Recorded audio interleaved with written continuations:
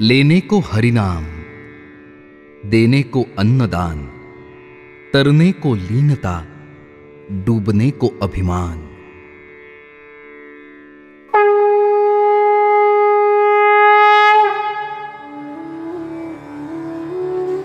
श्री क्षेत्र सराला बेट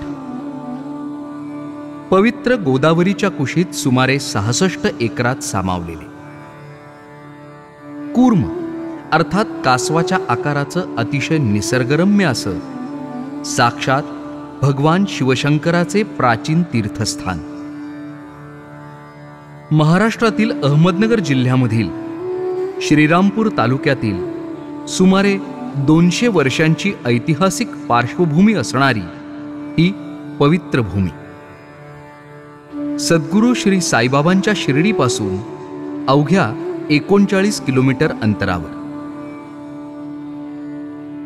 अशा या पवित्र भूमीजवळ कापूस वाडगाव येथे सन 1814 साली सद्गुरू श्री गंगागिरी महाराजांचा जन्म झाला.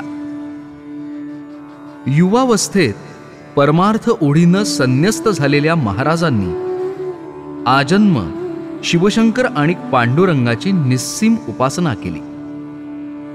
अहमदनगर, नाशिक, औरंगाबाद, जळगाव आणि अवघा महाराष्ट्र फिरून त्यांनी श्रीमद भगवद्गीता, श्रीमद भागवत ज्ञानेश्वरी, अमृतानुभव, सकल संत गाथा या आध्यात्मिक धर्मग्रंथांची प्रवचने करून त्यांनी वारकरी संप्रदायाची पाळमुळं समाज मनात खोलवर रुजवली.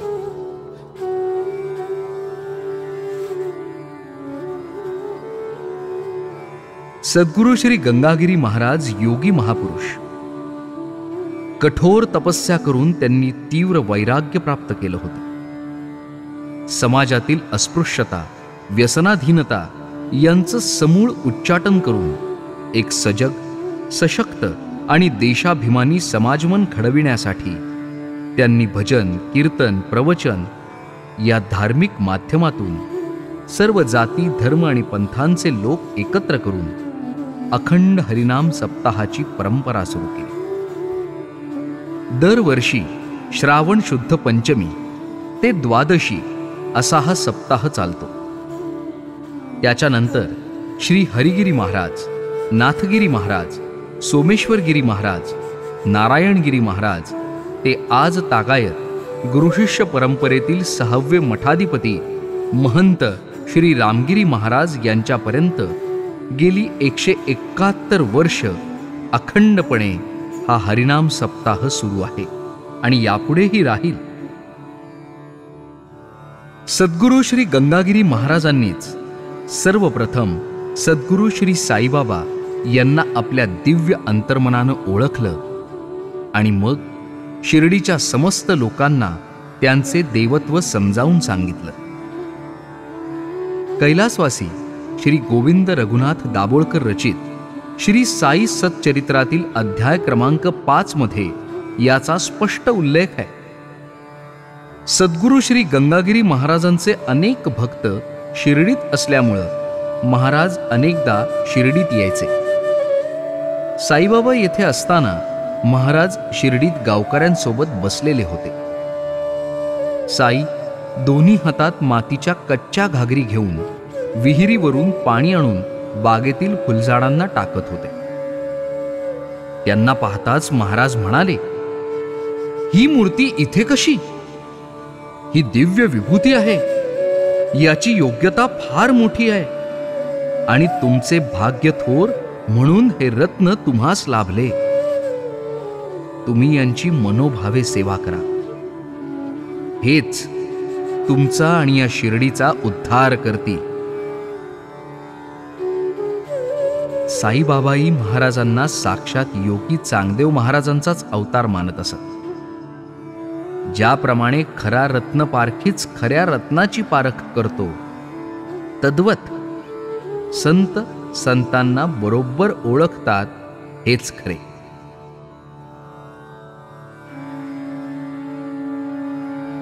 मार्च 2009 मध्ये महंत श्री नारायणगिरी महाराज समाधिस्थ झाल्यानंतर दिनांक 3 एप्रिल 2009 पासून मठाचे 6वे मठाधिपती म्हणून महंत श्री रामगिरी महाराज कार्यरत आहेत. 162व्या अखंड हरिनाम सप्ताहाची परंपरा चालवली आहे. श्री रामगिरी महाराज आपल्या रसाळ अमृतवाणीतून कीर्तन, प्रवचन, श्रीमद भागवत कथा याप्रमाणेच अध्यात्म आणि विज्ञान याचे समर्पक दाखले देऊन देशसेवा, मानवसेवा हीच खरी ईश्वर सेवा असा संदेश समाजाला देतात. आज फक्त 9 वर्षात महंत श्री रामगिरी महाराजांनी या सद्गुरू श्री गंगागिरी महाराज संस्थांची व्याप्ती इतक्या भव्यदिव्य प्रमाणावर वाढवली आहे की राज्याच्याच नव्हे तर देशाच्या कानाकोपऱ्यातून लाखो भाविक भक्तगण कोणत्याही आमंत्रणाची वाट न पाहता स्वयंस्फूर्तीनं सप्ताहास हजेरी लावत असतात. सुमारे 10,000 टाळकऱ्यांसह वेगवेगळ्या धार्मिक आखाड्यांचे महंत, मठाधिपती आणि सर्व क्षेत्रातील अनेक मान्यवरांसह या वार्षिक भक्ती सोहळ्यास सुमारे 25 लाख श्रद्धाळू येतात.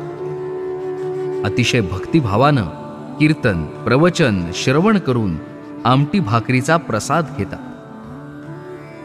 या आमटी भाकरीच्या प्रसादाचं वैशिष्ट्य म्हणजे प्रत्येक गावातून अक्षरशः सर्व भक्तांच्या घराघरातून भाकरी स्वेच्छेनं जमा केल्या जातात. ही प्रसादाची आमटी बनवण्याची सुद्धा विशिष्ट अशी एक पद्धत आहे आणि हा आमटी भाकरीचा प्रसाद वाढण्याचीही एक विशिष्ट पद्धत आहे, जेणेकरून गोरगरीब, श्रीमंत, लहान थोर असे सर्व जाती, धर्म, पंथाचे भक्त एकाच पंक्तीत बसून भक्तिभावानं प्रसादाचा आस्वाद घेतील. इतकंच नाही तर अगदी विश्वविक्रमातही याची नोंद झाली. याशिवाय सद्गुरू श्री गंगागिरी महाराज संस्थांची आषाढी वारी सराला बेट ते पंढरपूर दिंडी सुद्धा अत्यंत नियोजन आणि शिस्तबद्ध दिंडी म्हणून ओळखली जाते.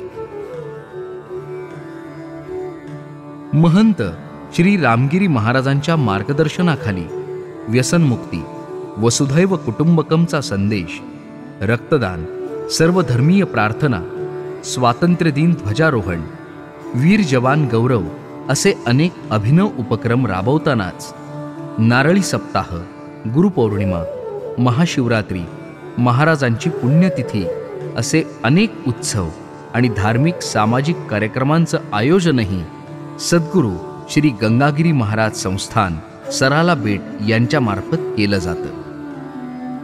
याशिवाय संस्थांद्वारे अध्ययनासाठी उपयुक्त ग्रंथ गरजूंना उपलब्ध आहेत. देशभरातून आलेल्या साधुसंतांची सेवा करणं ही सराला बेटाची परंपरा आहे. संस्थांमधील गोशाळा, मठात असलेले अंध, अपंग तसेच आध्यात्मिक आणि शालेय शिक्षण घेणारे शेकडो विद्यार्थी यांचा सर्व खर्च सध्या श्री रामगिरी महाराज स्वतः कीर्तन, प्रवचन आणि श्रीमद भागवत कथेच्या माध्यमातून लोकांनी दिलेल्या दानातूनच करत असतात. या पवित्र स्थानावर परिपूर्ण आणि विशाल असे आध्यात्मिक केंद्र साकारण्याचा मठाधिपती महंत श्री रामगिरी महाराजांचा मानस आहे, जिथे आध्यात्मिक शिक्षण घेऊन हजारो सुसंस्कृत विद्यार्थी आणि अनुयायी घडतील. केवळ धार्मिक पर्यटन स्थळ म्हणून नाही तर अध्यात्म आणि विज्ञान यांचा एक समाज उपयोगी आविष्कार म्हणून भविष्यात सराला बेट प्रसिद्ध व्हावं.